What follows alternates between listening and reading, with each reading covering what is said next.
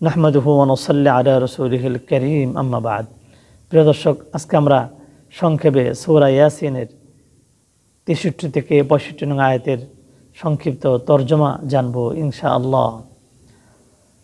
বিসমিল্লাহির রহমানির রহিম।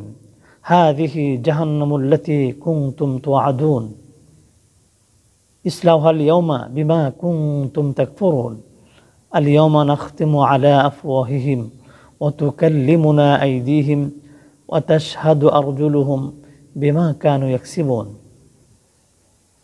অর্থ, এ তো সেই জাহান্নাম তোমাদেরকে যার ওয়াদা দেওয়া হয়েছিল, তোমরা সে কুফরি করতে, সে কারণে আজ তোমরা এতে প্রবেশ করো।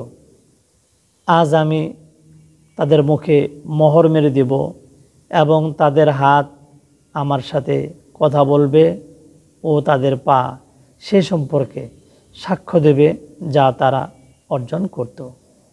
প্রিয় দর্শক, আজকে আমরা জানতে পারলাম সূরাতুল ইয়াসিন। আল্লাহ রাব্বুল আলামিন সূরা ইয়াসিনে বলেছেন, যারা আল্লাহ তাআলার কথার অবদ্ধ জীবন চালিয়েছে, কুফরি করছে, আল্লাহকে রব বলে স্বীকার না করে অন্য কাউকে রব বলে স্বীকার করেছে, প্রতিপালক হিসাবে যারা গ্রহণ করেছে, মূর্তি পূজা করেছে এবং দেবদেবীর পূজা করেছেন, আল্লাহকে মানেনি, আল্লাহর হুকুম মানেনি, বিশ্বনবী জনাবে মুহাম্মদ রাসূলুল্লাহ সাল্লাল্লাহু আলাইহি ওয়াসাল্লামের জীবন আদর্শ যাদের ভালো লাগেনি, যারা মূর্তি বানিয়ে তার সামনে মাথা নত করেছে, সেজদা করেছে, এটাকে বলা হয় কুফরি। এবং অন্য কোনো চিজ ও আসবাবকে যারা প্রভু মালিক হিসাবে গ্রহণ করেছে, কুফর করেছে, শিরক করেছে। আমরা পূর্বে আলোচনা করেছি, যারা আল্লাহ তাআলার সাথে শিরক করে, যে ব্যক্তিরা আল্লাহর সাথে শিরক করবে তাদের ঠিকানা হলো জাহান্নাম। সূরাতুল মাইদার 72 নং আয়াতের আমরা সংক্ষিপ্ত তরজমা পূর্বে আলোচনা করেছি। আল্লাহ রাব্বুল আলামিন ওই আয়াতের মধ্যে বলেছেন, যারা আল্লাহর সাথে শিরক করবে তাদের অবশ্যই আল্লাহ তাআলা তাদের জন্য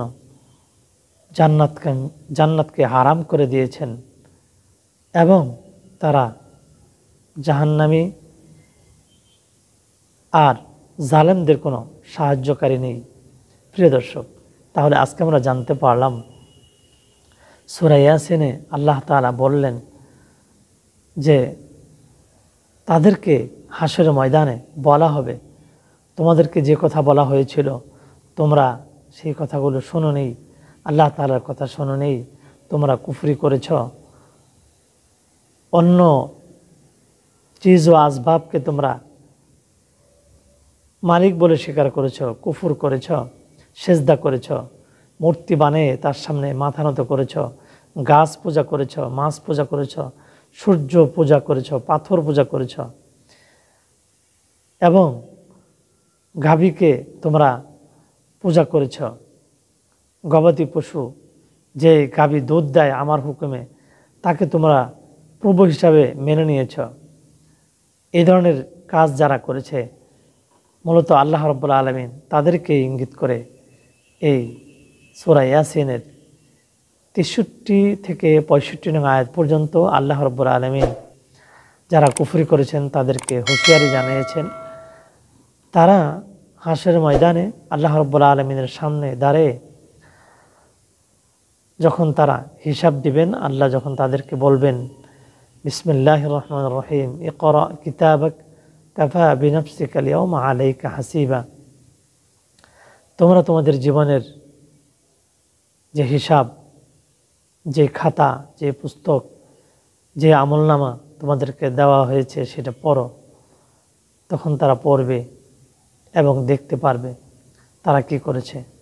প্রিয় দর্শক, সূরা বানী ইসরাঈলের 14 নং আয়াত। তাই আমরা মুমিনরা অবশ্যই আল্লাহ তাআলার হুকুম সঠিকভাবে আদায় করব, 5 ওয়াক্ত নামাজ সঠিক সময়ে আদায় করব, মসজিদে যে জামাতের সাথে আদায় করার চেষ্টা করব। প্রিয় দর্শক, সংক্ষিপ্ত আলোচনার উপরে আমাদের সবাইকে আল্লাহ তাআলা আমল করার তৌফিক দান করুন। আমিন। ওয়া মা তৌফিকি ইল্লা বিল্লাহ। আসসালামু আলাইকুম ওয়া রাহমাতুল্লাহি ওয়া বারাকাতুহু।